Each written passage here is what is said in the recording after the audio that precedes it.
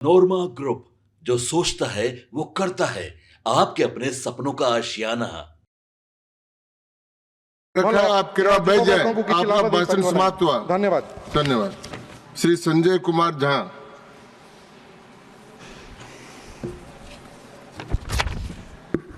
आदरणीय सभापति महोदय, मैं धन्यवाद देता हूं आपको कि इस बजट पे मुझे बोलने का मौका दिया। मैं सिर्फ 2-3 विषय आपके सामने रखना चाहता हूं। एक तो आदरणीय वित्त मंत्री जी ने जो कर में छूट दिया, उससे निश्चित रूप से 1,75,000 करदाताओं को फ़ायदा होगा और 1 लाख करोड़ रुपया उन्होंने छोड़ा है जो लोगों की बचत होगी। और हमारे एक साथी यहाँ अच्छा बोल रहे थे कि ये अपेक्षा करते हुए कि कंजम्पशन में, सेविंग में, इन्वेस्टमेंट में ये काम आएगा कि मार्केट में वो पैसा जाए लोगों को, और फिर वो चेन डेवलप होता है। जब आप जाके पैसा खर्चा करते हैं तो प्रोडक्टिविटी भी होगा, मैन्युफैक्चरिंग भी होगा, मार्केट भी चलेगा, तो वो यहीं पे खर्चा करें, ये अपेक्षा ज़रूर किया होगा। उसी तरह हम देख रहे थे कि TDS, TCS, आजकल हम लोग देखते हैं जो इनकम टैक्स रिटर्न है वो 1 दिन में, 2 दिन में आ जाता है, 48 घंटे में आ जाता है। फेसलेस कर दिया है, टेक्नोलॉजी को यूज किया है। तो इन सब चीज़ों से काफ़ी परिस्थिति बदली है। एक क्षेत्र जो हमारे मांझी जी बैठे हुए हैं, इनका MSME में भी बहुत सारे इशूज़ को एड्रेस किया गया है, जिसमें credit access, regulatory simplification, physical and digital infrastructure पर सुधार के लिए काम किया गया है और देश मैन्युफैक्चरिंग हब बने, ग्लोबल मैन्युफैक्चरिंग हब बने, उस पर काम किया गया। एक जो बहुत महत्वपूर्ण बात बजट में है वो दलहन में आत्मनिर्भरता के लिए 6 साल का मिशन लॉन्च किया गया और अगले 4 साल तक किसानों से दलहन की केंद्रीय खरीद की जाएगी। बिहार जैसे प्रदेश में जहां मोकामा, टाल वगैरह में दलहन की खेती होती है, निश्चित रूप से ये दलहन के उत्पादन बढ़ने से इसका एक लाभ मिलेगा। एक और जो एग्रीकल्चर सेक्टर में किया गया कि जो 100 लो प्रोडक्टिविटी वाले ज़िला है उसको अडॉप्ट करने का किया गया है, जहां उपज कम होता है, 100 डिस्ट्रिक्ट जो है कि वहाँ क्रॉप डाइवर्सिफिकेशन करके चीज़ों वहाँ प्रोडक्शन बढ़ाने का 100 जिला को चुन करके किया गया है। उसी तरह किसान क्रेडिट कार्ड के लिए 3 लाख से बढ़ाकर 5 लाख किया गया।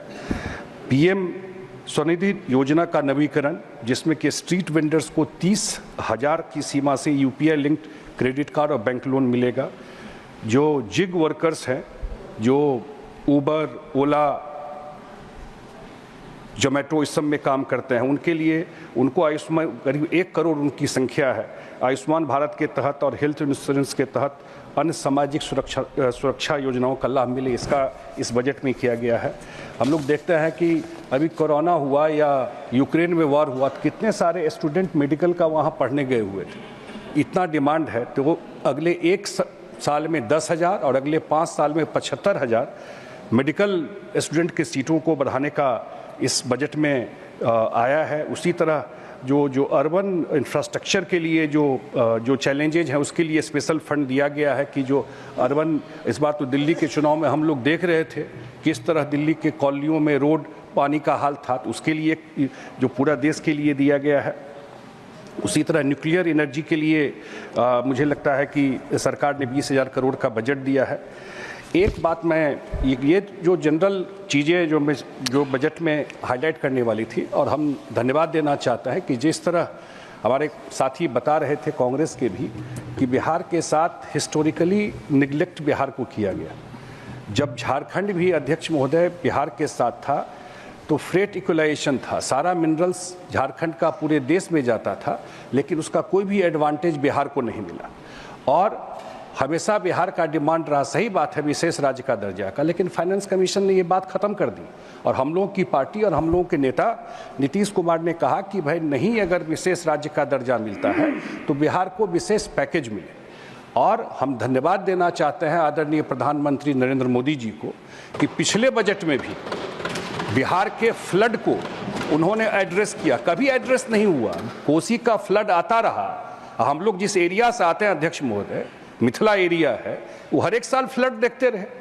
हमेशा होता था कि नेपाल में हाई डैम बन रहा है, लेकिन पहली बार भारत सरकार ने नॉर्थ बिहार के मिथिला के फ्लड को भी एड्रेस किया। पहली बार जो मखाना की चर्चा आजकल दुनिया में हो रही है, मखाना तो प्रोडक्शन हमेशा से होता रहा, लेकिन अब वहाँ जाकर के मखाना बोर्ड बनेगा जिससे कम से कम उसके पैकेजिंग में उपजा वहाँ होता था, पैकेजिंग जाके बेंगलोर में होता था, अब वहाँ पर पैकेजिंग होगा, मार्केट लिंकेज होगा।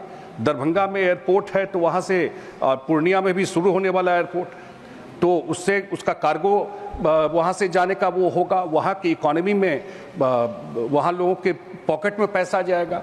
उसी तरह एक जो बड़ा अनाउंसमेंट है, बिहार का लोगों का पूरा दुनिया में बिहार का डायस्पोरा है और खास करके गल्फ वगैरह में सब लोग रहते हैं। एक इंटरनेशनल फ्लाइट बिहार से नहीं जाता और जो वित्त मंत्री जी ने घोषणा किया है 3 ग्रीनफील्ड एयरपोर्ट के लिए, और एक ग्रीनफील्ड एयरपोर्ट जो इंटरनेशनल एयरपोर्ट होगा वो पटना के बगल में होगा। वो एयरपोर्ट बनने से निश्चित रूप से इंटरनेशनल फ्लाइट भी बिहार से जाना शुरू हो जाएगा। और एक जो सबसे बड़ा अनाउंसमेंट मुझे लगता है हुआ है वो 1972 से, सभापति महोदय, 1972 से डीपीआर बन के प्रोजेक्ट चल रहा था। 53 साल हम लोग तो पैदा ही हुए थे। वेस्टर्न कोसी योजना पूरा उत्तर बिहार के सिंचाई को लेकर के, लेकिन आज तक कंप्लीट नहीं हुआ। हम धन्यवाद देना चाहते हैं वित्त मंत्री को कि अपने भाषण में उन्होंने मिथिला का भी नाम लिया और वेस्टर्न कोसी को भारत सरकार ने सैंक्शन करके और उस पर काम करना शुरू करें। तो मुझे लगता है, और सबसे बड़ी बात इस बार तो बजट में खुद भी वो मधुबनी पेंटिंग का साड़ी पहन के आई, तो कम से कम उस पेंटिंग से जुड़े हुए पूरे जो मिथिला के लोग हैं देश और दुनिया में हैं, उस सबके लिए एक प्रतिष्ठा की बात हुई कि उन्होंने, वित्त मंत्री जी ने जो अपना बजट पढ़ा उसमें इसका ध्यान रखा। मुझे लगता है बिहार हिस्टोरिकली हमेशा उसको कभी भी फोकस में, रडार में नहीं आया। और नीतीश कुमार जी ने, अभी हम देख रहे थे 4 एग्रीकल्चर रोड मैप में बिहार में काम हुआ है। अब पूरा कृषि में वहाँ पर रिवोल्यूशन आया है। इतना अभी सब्जी के उत्पादन में 4th स्टेट, 4था नंबर पर देश में बिहार आया है। तो बहुत सारा काम बिहार में पिछले 17, 18, 19 साल में हुआ है। बिहार टेक ऑफ स्टेज में है।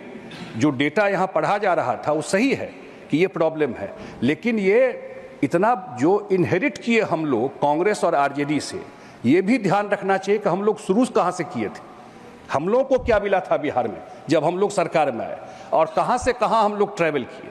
तो बिहार एक टेक ऑफ स्टेज में है। पहली बार बिहार भी डबल इंजन का मजा ले रहा है और अगले 5 साल में निश्चित रूप से हम लोगों को लगता है कि जो विशेष ध्यान केंद्र का बिहार के ऊपर है, बिहार भी टॉप 10 स्टेट में आएगा। और दोनों बजट, पिछला बजट भी और इस बार के बजट में भी, जो केंद्र सरकार का और आदरणीय प्रधानमंत्री नरेंद्र मोदी जी का जो पूर्वोदय का एक परिकल्पना है कि जब तक पूरब के स्टेट मेन लिंक में नहीं आएंगे तब तक पूरा का पूरा जो विकसित भारत का सपना है नहीं हो पाएगा। तो उनका जो विशेष ध्यान गया है इस पर, निश्चित रूप से आने वाले टाइम में बिहार के लोग वैसे भी मेहनती हैं, निश्चित आने वाले टाइम में बिहार भी टॉप 10 स्टेट में आएगा। मैं अपनी बात रखने का आपने मौका दिया, मैं बहुत धन्यवाद देता हूँ। श्री सुजीत कुमार। आपके सपनों को हमने सजाया है, ई होम्स पैनोरामा को हमने बनाया है। ई होम्स मेरा एक सपना था जिस पे मैं पिछले 4 साल से काम कर रहा था। हमने जो बनाया है वो सबने है माना। ई होम्स पैनोरामा में हो आपका भी आशियाना। और फाइनली हमने 2021 में इस प्रोजेक्ट को लॉन्च किया। बहुत लोग अप्रिशिएट कर रहे हैं कि पूर्णिया जैसे शहर में, बिहार के, एक तो बिहार की बात करें उसमें भी पूर्णिया जैसे छोटे जगह में इस तरह का लाइफस्टाइल देना, ये सुन के हम लोगों को बहुत अच्छा लगता है। ई होम्स में हमने कुछ और भी किया है, जैसे हम जिस जगह में रह रहे हैं हमारे फैमिली सिक्योर हो, उनको सिक्योरिटी का ध्यान में रखा है। आपकी सुविधा और सुरक्षा आपके लिए खास है, ये आपका विश्वास है। इसमें आर्टिफिशियल इंटेलिजेंस का 7 लेयर सिक्योरिटी का हमने इस्तेमाल किया है। लस ग्रीन कैंपस को बनाया है। यदि हमारा बाउंड्री वाल है तो वो वर्टिकल गार्डन है। ये जितनी भी फैसिलिटी होता है एक इंटरनेशनल टाउनशिप में, ई होम्स है, ये हम लोग विश्वास नहीं कर पा रहे हैं। जो भी हमारे मित्र दोस्त या जो भी हमारे बाहर के बायर आते हैं, तो हम लोगों को बहुत अच्छा सुनने को मिलता है और बहुत अच्छा क्रेडिट मिल रहा है। वो सारा हमने सिर्फ एक बिल्डिंग नहीं बनाया, हमें एक बहुत अच्छा लाइफस्टाइल दिया ई होम्स में, और मेरा एक सपना था जिसको मैं आज फुलफिल होते हुए देख पा रहा हूँ। ये आपका आवास है। ई होम्स पैनोरामा में अब आपका निवास है। E homes panorama, luxurious lifestyle redefined. Panorama group, जो सोचता है वो करता है। अगर ये वीडियो पसंद आई और वह बिहार के राजनीति और बिहारियत से सरोकार रखेनी तो सब्सक्राइब बटन दबा के चैनल के सब्सक्राइब कर ली। ओजे एगो घंटी बा, ओकरा बटन दबा देला से कुल सटीक और मारक खबर रुआ मुफ्त में मिल जाई। अगर रुआ पत्रकारिता के हमनी के नया प्रयोग में सहयोग कर चाहतानी तो ज्वाइन बटन दबा दी। पेटीएम नंबर नोट कर ली 9386816700।